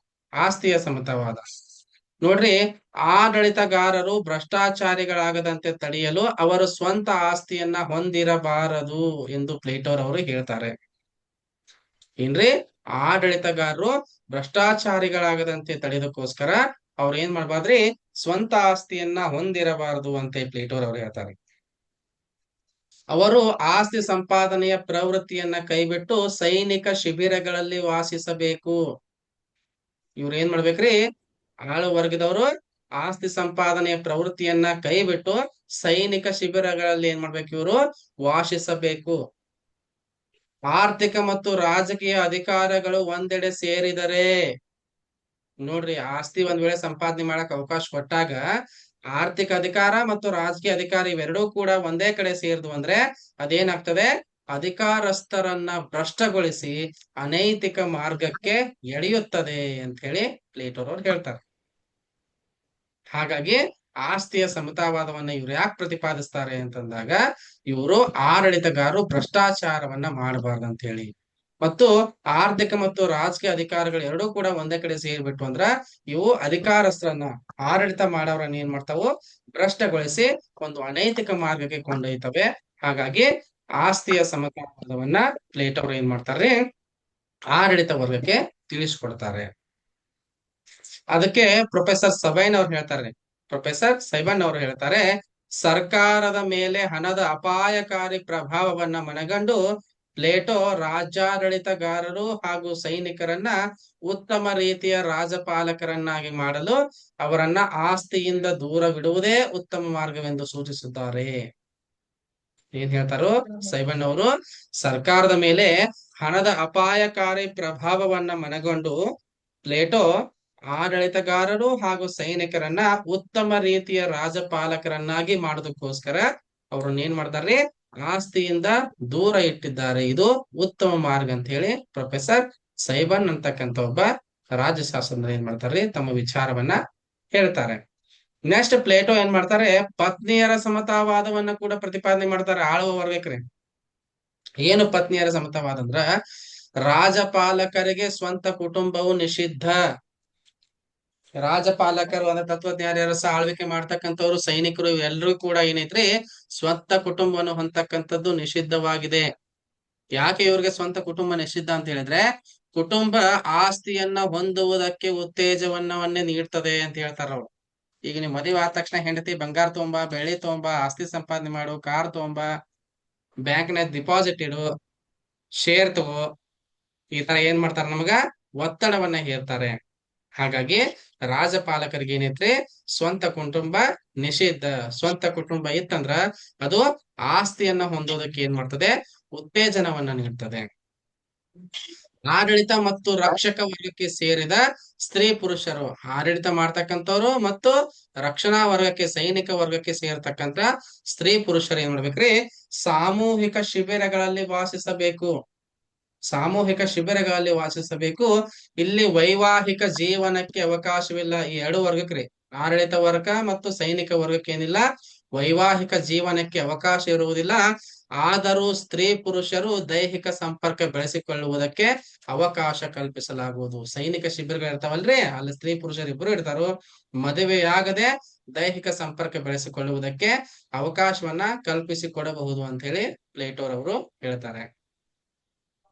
ಬಾರ್ಕರ್ ಅಂತಕ್ಕಂಥ ವ್ಯಕ್ತಿ ಹೇಳ್ತಾನ್ರಿ, ಮದುವೆ ಆಗ್ಲಾರ್ದ ವಿವಾಹೇತರ ಈ ಸಂಬಂಧಗಳ ಕುರಿತಾಗಿ ಏನ್ ಹೇಳ್ತಾನ್ರಿ ಬಾರ್ಕರ, ಪ್ಲೇಟೋನ ಪತ್ನಿಯರ ಸಮತಾವಾದವು ವಿವಾಹ ಪದ್ಧತಿಯಲ್ಲಿ ಸುಧಾರಣೆ ತರುವ ಉದ್ದೇಶವನ್ನ ಹೊಂದಿದೆ. ಪ್ಲೇಟೋರವರ ಪತ್ನಿಯರ ಸಮತಾವಾದವಿದೆಯಲ್ಲ, ಇದೇನ್ ಮಾಡ್ತದೆ, ವಿವಾಹ ಪದ್ಧತಿಯಲ್ಲಿ ಸುಧಾರಣೆಯನ್ನ ತರುವಂತ ಉದ್ದೇಶವನ್ನ ಹೊಂದಿದೆ ಅಂತ ಹೇಳಿ ಬಾರ್ಕರ್ ಅವರು ಏನ್ ಮಾಡ್ತಾರೆ, ಅಭಿಪ್ರಾಯವನ್ನ ವ್ಯಕ್ತಪಡಿಸ್ತಾರೆ. ನೆಕ್ಸ್ಟ್, ಸಂತಾನೋತ್ಪತ್ತಿಯ ಸುಧಾರಣೆ, ಸ್ತ್ರೀ ವಿಮೋಚನೆ ಹಾಗೂ ಕುಟುಂಬದ ರಾಷ್ಟ್ರೀಕರಣ ಸಮತಾವಾದದ ಉದ್ದೇಶವಾಗಿದೆ. ನೋಡ್ರಿ, ಸಂತಾನೋತ್ಪತ್ತಿಯ ಸುಧಾರಣೆ, ಸ್ತ್ರೀಯರ ವಿಮೋಚನೆ, ಕುಟುಂಬದ ರಾಷ್ಟ್ರೀಕರಣ ಇವೆಲ್ಲವೂ ಕೂಡ ಏನದಾವ ಅಂದ್ರ ಸಮತಾವಾದದ ಉದ್ದೇಶವಾಗಿವೆ ಅಂತ ಹೇಳಿ. ನೆಕ್ಸ್ಟ್, ಪ್ಲೇಟೋರವರು ಪ್ರತಿಪಾದಿಸಿದ ಪತ್ನಿಯರ ಸಮತಾವಾದದಲ್ಲಿ ಆತನು ಸಂತಾನ ಸುಧಾರಣಾ ತಜ್ಞ ಎನಿಸಿಕೊಂಡಿದ್ದಾನೆ. ಪ್ಲೇಟೋರವರು ತಾವು ಪ್ರತಿಪಾದಿಸಿರುವಂತಹ ಪತ್ನಿಯರ ಸಮತಾವಾದದಲ್ಲಿ ಅವನನ್ನ ಏನಂತ ಕರಿಬಹುದು ನಾವು, ಅತ್ಯುತ್ತಮವಾಗಿರ್ತಕ್ಕಂತ ಒಬ್ಬ ಸಂತಾನ ಸುಧಾರಣಾ ತಜ್ಞ ಅಂತ ಹೇಳಿ ಕರಿಬಹುದು. ಈ ಪ್ಲೇಟೋರವರ ಆಸ್ತಿ ಮತ್ತು ಪತ್ನಿಯರ ಸಮತಾವಾದವು ಆಳುವ ಮತ್ತು ಸೈನಿಕ ವರ್ಗಕ್ಕೆ ಮಾತ್ರ ಅನ್ವಯ, ಶ್ರಮಿಕ ವರ್ಗಕ್ಕೆ ಸಮತಾವಾದ ಏನಾಗುವುದಿಲ್ಲ, ಅನ್ವಯಿಸುವುದಿಲ್ಲ. ಪ್ಲೇಟೋರವರ ಆಸ್ತಿ ಮತ್ತು ಪತ್ನಿಯರ ಸಮತಾವಾದ ಇದೆಯಲ್ಲ, ಇದು ಆಳುವ ವರ್ಗಕ್ಕೆ ಮತ್ತು ಸೈನಿಕ ವರ್ಗಕ್ಕೆ ಮಾತ್ರ ಅನ್ವಯ ಆಗ್ತದೆ, ಶ್ರಮಿಕ ವರ್ಗಕ್ಕೆ ಸಮತಾವಾದ ಅನ್ವಯವಾಗುವುದಿಲ್ಲ. ಬರೆದಿಟ್ಕೋರಿ, ಸಮತಾವಾದ ಯಾರಿಗ್ರಿ, ಆಳುವ ವರ್ಗಕ್ಕೆ ಮತ್ತು ಸೈನಿಕ ವರ್ಗಕ್ಕೆ ಮಾತ್ರ. ಹಿಂಗೆ ಪ್ರಶ್ನೆ ಕೇಳ್ತಾನ್ರಿ, ಶ್ರಮಿಕ ವರ್ಗಕ್ಕೆ ಉತ್ಪಾದಕ ವರ್ಗಕ್ಕೆ ಸಮತಾವಾದ ಅನ್ವಯಿಸುವುದಿಲ್ಲ ಅಂತ ಹೇಳಿ ಹೇಳ್ತಾರೆ. ಇನ್ನೆಷ್ಟ, ಪ್ಲೇಟೋ ಪ್ರತಿಪಾದಿಸಿದ ಆಸ್ತಿಯ ಸಮತಾವಾದ ಸಮಾನತೆಯ ತತ್ವಕ್ಕೆ ವಿರುದ್ಧವಾಗಿದೆ. ಓಕೆ, ಪ್ಲೇಟೋರವರು ಪ್ರತಿಪಾದನೆ ಮಾಡತಕ್ಕಂತ ಈ ಆಸ್ತಿಯ ಸಮತಾವಾದ ಇದೆಯಲ್ಲ, ಇದು ಸಮಾನತೆಯ ತತ್ವಕ್ಕೆ ವಿರುದ್ಧವಾಗಿದೆ, ಉತ್ಪಾದನಾ ವರ್ಗಕ್ಕೆ ಏನಾಗುವುದಿಲ್ಲ, ಅನ್ವಯಿಸುವುದಿಲ್ಲ. ಇದೇನ್ ಮಾಡ್ತದೆ, ರಾಜಪಾಲಕರು ಮತ್ತು ಉತ್ಪಾದಕ ವರ್ಗ ಅಂತಕ್ಕಂತ ಒಂದು ತಾರತಮ್ಯವನ್ನ ಮಾಡ್ತದೆ. ರಾಜಪಾಲಕರು ಮತ್ತು ಉತ್ಪಾದಕ ವರ್ಗ ಅಂತಕ್ಕಂಥ ಇದು ತಾರತಮ್ಯವನ್ನ ಮಾಡ್ತದೆ, ಸಮಾನತೆಯ ತತ್ವಕ್ಕೆ ಏನಾಗಿದೆ, ವಿರುದ್ಧವಾಗಿದೆ ಅಂತ. ನೆಕ್ಸ್ಟ್ ಏನಿದು ಇದರ ದೋಷ ಅಂತಂದಾಗ, ಪತ್ನಿಯರ ಸಮತಾವಾದವು ಸಮೀಪ ಸಂಬಂಧಗಳಲ್ಲಿ ಲೈಂಗಿಕ ಚಟುವಟಿಕೆಗಳಿಗೆ ಉತ್ತೇಜನ ನೀಡುವ ಸಾಧ್ಯತೆ ಇದೆ. ನೋಡ್ರಿ, ಪತ್ನಿಯರ ಸಮತಾವಾದ ಇದೆಯಲ್ಲ, ಇದೇನ್ ಮಾಡ್ತದೆ, ಸಮೀಪದ ಸಂಬಂಧಗಳಲ್ಲಿ ಲೈಂಗಿಕ ಚಟುವಟಿಕೆಗಳಿಗೆ ಉತ್ತೇಜನ ನೀಡುವಂತಹ ಸಾಧ್ಯತೆ ಇರ್ತದೆ. ಸೈಬನ್ ಅವರ ಪ್ರಕಾರ ಪ್ಲೇಟೋನ ಸಮತಾವಾದವು ರಾಜಕೀಯ ಉದ್ದೇಶ ಹೊಂದಿದೆ. ಸೈಬನ್ ಅವರ ಪ್ರಕಾರ ಪ್ಲೇಟೋರವರ ಸಮತಾವಾದ ಏನಾಗೈತ್ರಿ, ರಾಜಕೀಯವಾಗಿರ್ತಕ್ಕಂತ ಉದ್ದೇಶವನ್ನ ಹೊಂದಿದೆ. ಬಾರ್ಕರ್ ಎನ್ನುವಂತ ಒಬ್ಬ ವಿದ್ವಾಂಸರು ಹೇಳ್ತಾರೆ, ಬಾರ್ಕರ್ ಅವರು ಹೇಳ್ತಾರೆ, ಪ್ಲೇಟೋರವರ ಸಮತಾವಾದವನ್ನ ಅರೆ ಸಮತಾವಾದ, ಪ್ಲೇಟೋರವರ ಸಮತಾವಾದವನ್ನ ಅರೆ ಸಮತಾವಾದ ಅಂತ ಕರೀತಾರೆ. ದಯವಿಟ್ಟು ಯಾರ್ದೋ ಸೌಂಡ್ ಬರ್ತೈತಿ, ಮ್ಯೂಟ್ ಮಾಡ್ಕೊಳ್ರಿ. ಯಾರೋ ಲೇಡೀಸ್ ಸೌಂಡ್ ಬರ್ತೈತಿ, ಮ್ಯೂಟ್ ಮಾಡ್ಕೊಳ್ರಿ. ಇನ್ನ ಪ್ಲೇಟೋರವರ ತತ್ವಜ್ಞಾನಿ ಅರಸರ ಆಳ್ವಿಕೆ, ಪ್ಲೇಟೋರವರ ತತ್ವಜ್ಞಾನಿ ಅರಸರ ಆಳ್ವಿಕೆ. ಪ್ಲೇಟೋರವರು ಹೇಳ್ತಾರೆ, ಪ್ರಪಂಚದ ರಾಜರು, ಮಹಾರಾಜರು, ಯುವರಾಜರು, ಮರಿರಾಜರು ಏನೇನಿದಾರಲ್ಲ ಇವರು ಯಾರ್ರಿ, ಪ್ರಪಂಚದ ರಾಜರು, ಮಹಾರಾಜರು, ಮರಿರಾಜರು, ಯುವರಾಜರು ಅಂದ್ರೆ ಎಲ್ಲಾ ಆಳ್ವಿಕೆ ಮಾಡ್ತಕ್ಕಂಥವ್ರು ತತ್ವಜ್ಞಾನದ ಸಾಮರ್ಥ್ಯ ಮತ್ತು ಚೈತನ್ಯ ಪಡೆಯದ ಹೊರತು ನಗರಗಳಿಗೆ ತಮ್ಮ ದೋಷಗಳಿಂದ ಮುಕ್ತಿ ದೊರಕುವುದಿಲ್ಲ. ಪ್ರಪಂಚದ ರಾಜರು, ಮಹಾರಾಜರು, ರಾಜಕುಮಾರರು, ಮರಿರಾಜರು, ಯುವರಾಜರು ಇವರೆಲ್ಲ ಏನ್ ಮಾಡ್ಬೇಕ್ರಿ, ತತ್ವಜ್ಞಾನದ ಶಕ್ತಿ ಸಾಮರ್ಥ್ಯವನ್ನ ಪಡೆಬೇಕು. ಒಂದ್ ವೇಳೆ ಇವರೆಲ್ಲರೂ ಕೂಡ ತತ್ವಜ್ಞಾನದ ಶಕ್ತಿ ಸಾಮರ್ಥ್ಯವನ್ನ, ಚೈತನ್ಯವನ್ನ ಪಡೆಯದ ಹೊರತು ನಗರಗಳಿಗೆ ಏನಾಗುವುದಿಲ್ಲ, ತಮ್ಮ ದೋಷಗಳಿಂದ ಮುಕ್ತಿ ದೊರಕುವುದಿಲ್ಲ. ಅಂದ್ರೆ ಸಮಸ್ಯೆಗಳಿಗೆ, ದೇಶದ ಎಲ್ಲಾ ಸಮಸ್ಯೆಗಳಿಗೆ ಏನಾಗುವುದಿಲ್ಲ, ಪರಿಹಾರಗಳು ಸಿಗುವುದಿಲ್ಲ ಅಂತ ಹೇಳಿ ಪ್ಲೇಟೋರವರು ಹೇಳ್ತಾರೆ. ಹಾಗಾದ್ರೆ ತತ್ವಜ್ಞಾನಿ ಅರಸರ ಆಳ್ವಿಕೆಯ ಪ್ರಮುಖ ಲಕ್ಷಣಗಳು ಏನೇನ್ ಲಕ್ಷಣಗಳಿರ್ತಾವ್ರಿ ತತ್ವಜ್ಞಾನಿ ಅರಸರ ಆಳ್ವಿಕೆಯು? ಒಂದನೇದು, ಪ್ಲೇಟೋರವರು ಪ್ರಜಾಪ್ರಭುತ್ವವನ್ನ ಅಜ್ಞಾನಿಗಳ ಸರ್ಕಾರವೆಂದು ಪರಿಗಣಿಸಿದ್ದರು. ನೆನಪಿಟ್ಕೊಡ್ರಿ, ಇಲ್ಲೇ ಪ್ರಶ್ನೆ ಬರ್ತಾ ಇರ್ತದೆ. ಪ್ಲೇಟೋರವರು ಪ್ರಜಾಪ್ರಭುತ್ವವನ್ನ ಪ್ರಜಾಪ್ರಭುತ್ವವನ್ನ ಅಜ್ಞಾನಿಗಳ ಸರ್ಕಾರವೆಂದು ಪರಿಗಣಿಸಿದ ಚಿಂತಕ ಯಾರು? ಆಪ್ಷನ್ ಕೊಡ್ತಾರೆ ಮ್ಯಾಲ್ರಿ. Plato, Socrates, Aristotle, John Locke. ಹೇಳ್ರಿ. ಪ್ರಜಾಪ್ರಭುತ್ವವನ್ನ ಅಜ್ಞಾನಿಗಳ ಸರ್ಕಾರವೆಂದು ಹೇಳಿರ್ತಕ್ಕಂತ ರಾಜಕೀಯ ಚಿಂತಕ Plato, Socrates, Aristotle, John Locke. ಏನ್ ಹೇಳ್ತೀರಿ ನೀವು? ಇಲ್ಲಿ ನಿಮ್ಗೆ ಏನ್ ಅನ್ಸೈತೆ ಅಂದ್ರ ಸರ್ಕಾರಗಳ ವರ್ಗೀಕರಣದ ಬಗ್ಗೆ ಅರಿಸ್ಟಾಟಲ್ ಅವ್ರು ಕೂಡ ಹೇಳ್ತಾರ್ರಿ. ಅರಿಸ್ಟಾಟಲ್ ಅವರು ಪ್ರಜಾಪ್ರಭುತ್ವವನ್ನ ಅತ್ಯಂತ ಕೆಟ್ಟ ಸರ್ಕಾರ ಅಂತ ಹೇಳ್ತಾರ್ರಿ. ಹಾಗಾಗಿ ಪ್ರಜಾಪ್ರಭುತ್ವ ಅಂದ ತಕ್ಷಣ ನಮ್ ಕೈ ಎಲ್ಲಿ ಹೋಗತ್ರಿ? ಅರಿಸ್ಟಾಟಲ್ ಕಡೆನೆ ಹೋಗ್ತೈತಿ. ಹಾಗಾಗಿ ಪ್ರತಿಯೊಂದು ವಿಷಯವನ್ನ ನಾವು ಸಂಪೂರ್ಣವಾಗಿ ಅಧ್ಯಯನ ಮಾಡ್ಬೇಕು. ಅವರು ಅತ್ಯಂತ ಕೆಟ್ಟ ಸರ್ಕಾರ ಪ್ರಜಾಪ್ರಭುತ್ವ ಅಂತ ಕರೆದಿರ್ತಕ್ಕಂಥವ್ರು ಅರಿಸ್ಟಾಟಲ್ ಅವರಾದ್ರ, ಪ್ರಜಾಪ್ರಭುತ್ವವನ್ನ ಅಜ್ಞಾನಿಗಳ ಸರ್ಕಾರ ಅಂತ ಕರೆದಿರ್ತಕ್ಕಂಥವ್ರು ಪ್ಲೇಟೋರವರು. ತತ್ವಜ್ಞಾನಿ ಅರಸರ ರಾಜಪ್ರಭುತ್ವವನ್ನ ಇವ್ರು ಏನ್ ಮಾಡ್ತಾರ್ರಿ? ಪ್ರತಿಪಾದಿಸ್ತಾರೆ. ನೆನ್ಪಿಡ್ಕೋರಿ. ಅಲ್ಲಿ ಯಾರು? ಅರಿಸ್ಟಾಟಲ್ ಅವರು ಪಾಲಿಟಿ ಅತ್ಯುತ್ತಮ ಸರ್ಕಾರ ಅಂತ ಹೇಳ್ಯಾರ. ಇಲ್ಲಿ ಪ್ಲೇಟೋರ್ ಅವ್ರು ಏನ್ ಮಾಡ್ತಾರ್ರಿ? ತತ್ವಜ್ಞಾನಿ ರಾಜಪ್ರಭುತ್ವವನ್ನ ಉತ್ತಮವಾದಂತ ಸರ್ಕಾರ ಅಂತ ಹೇಳಿ ಹೇಳ್ತಾರೆ. ಹಂಗಾದ್ರ ಪ್ರಜಾಪ್ರಭುತ್ವ ಏನಾಗೈತ್ರಿ? ಅಜ್ಞಾನಿಗಳ ಸರ್ಕಾರವಾಗಿದೆ ಅಂತ ಹೇಳಿ ಪ್ಲೇಟೋರ್ ಅವರು ಹೇಳ್ತಾರೆ. ಪ್ಲೇಟೋರ್ ಅವರು ತತ್ವಜ್ಞಾನಿ ಅರಸರಾಗುವವರಿಗೆ ರಾಜ ನಿಯಂತ್ರಿತ ಶಿಕ್ಷಣವನ್ನ ಪ್ರತಿಪಾದನೆ ಮಾಡಿದ್ದಾರೆ. ಆಗ್ಲೇ ಹೇಳಿದ್ದೀನಿ. ತತ್ವಜ್ಞಾನಿ ಅರಸರಿಗೆ ಏನ್ ಮಾಡ್ಯಾರ್ರಿ? ರಾಜ ನಿಯಂತ್ರಿತ ಶಿಕ್ಷಣವನ್ನ ಪ್ರತಿಪಾದನೆ ಮಾಡಿದ್ದಾರೆ. ತತ್ವಜ್ಞಾನಿ ರಾಜನು 35 ವರ್ಷಗಳವರೆಗಿನ ನಿರಂತರ ಶಿಕ್ಷಣ, 15 ವರ್ಷಗಳ ಆಡಳಿತಾನುಭವದ ನಂತರ ಸದಾ ತತ್ವಜ್ಞಾನದ ವಿದ್ಯಾರ್ಥಿ.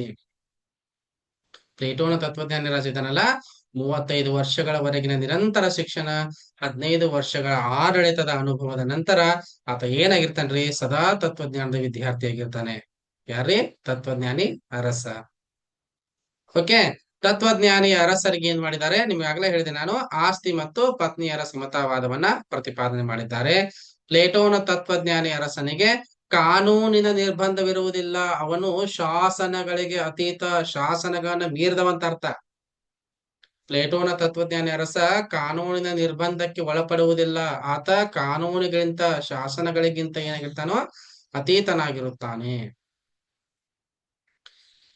ಪ್ಲೇಟೋ ತತ್ವಜ್ಞಾನಿ ಅರಸನಿಗೆ ನಿರಂಕುಶ ಅಧಿಕಾರವನ್ನ ನೀಡಿ, ದೊರೆಯು ಯಾವುದೇ ರೂಢಿಗಳಿಗೂ ಯಾವುದೇ ಶಾಸನಗಳಿಗೂ ಬದ್ಧನಾಗಿರದೆ ಸಾರ್ವಜನಿಕ ಅಭಿಪ್ರಾಯಕ್ಕೂ ಹೊಣೆಗಾರನಲ್ಲ ಅಂತ ಹೇಳಿ ಏನ್ ಮಾಡ್ತಾನ್ರಿ? ಪ್ಲೇಟೋ ತಿಳಿಸುತ್ತಾನೆ.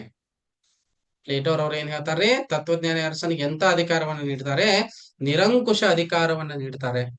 ನಿರಂಕುಶ ಅಧಿಕಾರವನ್ನ ನೀಡಿ, ದೊರೆ ಇದ್ದಾನಲ್ಲ ಇವನು ಯಾವುದೇ ರೂಢಿಗಳಿಗೆ, ಸಂಪ್ರದಾಯಗಳಿಗೆ, ಶಾಸನಗಳಿಗೆ ಬದ್ಧನಾಗಿರದೆ ಸಾರ್ವಜನಿಕ ಅಭಿಪ್ರಾಯಕ್ಕೂ ಕೂಡ ಹೊಣೆಗಾರ ಅಲ್ಲ ಅಂತೇಳಿ ಏನ್ ಮಾಡ್ತಾರೆ? ಪ್ಲೇಟೋರ್ ಅವರು ಹೇಳ್ತಾರೆ. ನೆಕ್ಸ್ಟ್, ತತ್ವಜ್ಞಾನಿ ಅರಸನು ಕಾನೂನಿನ ಇತಿಮಿತಿಗಳಿಗೆ ಒಳಪಡುವುದಿಲ್ಲ ಎಂದು ಇವನು ಹೇಳ್ತಾನೆ. ಏನ್ ಹೇಳ್ತಾನ್ರಿ? ತತ್ವಜ್ಞಾನಿ ಅರಸ ಕಾನೂನಿನ ಇತಿಮಿತಿಗಳಿಗೆ ಏನ್ ಮಾಡೋದಿಲ್ಲ? ಒಳಪಡುವುದಿಲ್ಲ. ಇವನು ಹೇಳಿರ್ತಕ್ಕಂಥ ಇದು ಏನಾಗಿರ್ತದೆ? ಕಾನೂನಾಗಿರ್ತದೆ ಅಂತ ಹೇಳ್ತಾನ್ರಿ. ಹಂಗಾದ್ರೆ ತತ್ವಜ್ಞಾನಿ ಅರಸನ ಕಾರ್ಯಗಳೇನು?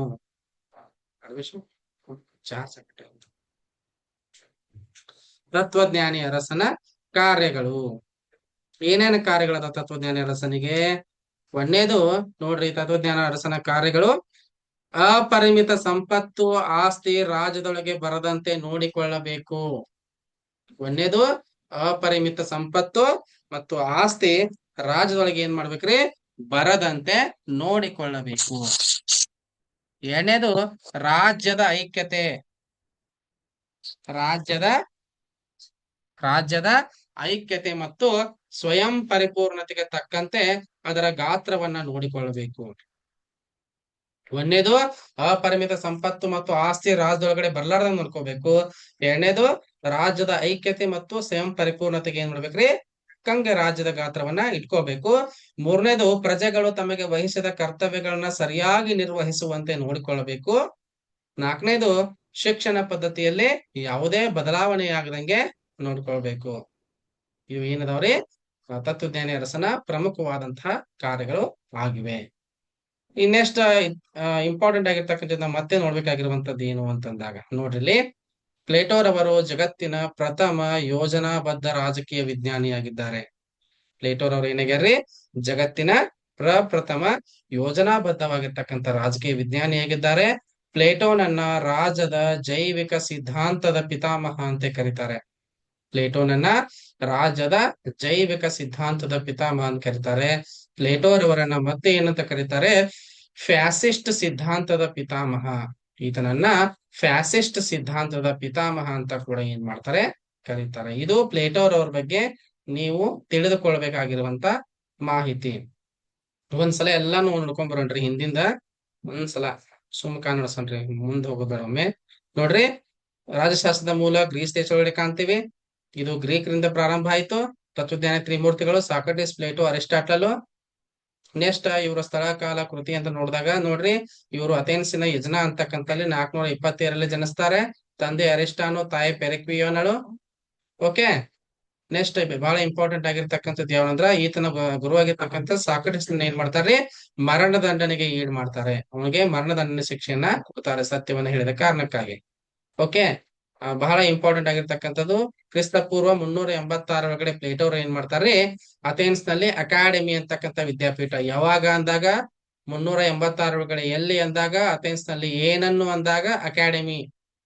386ರಲ್ಲಿ ಕ್ರಿಸ್ತ ಪೂರ್ವ ಅಥೆನ್ಸ್ ನಲ್ಲಿ ಅಕಾಡೆಮಿ ಅಂತಕ್ಕಂಥ ವಿದ್ಯಾಪೀಠವನ್ನ ಇವ್ರು ಏನ್ ಮಾಡ್ತಾರೆ? ಸ್ಥಾಪನೆ ಮಾಡ್ತಾರೆ.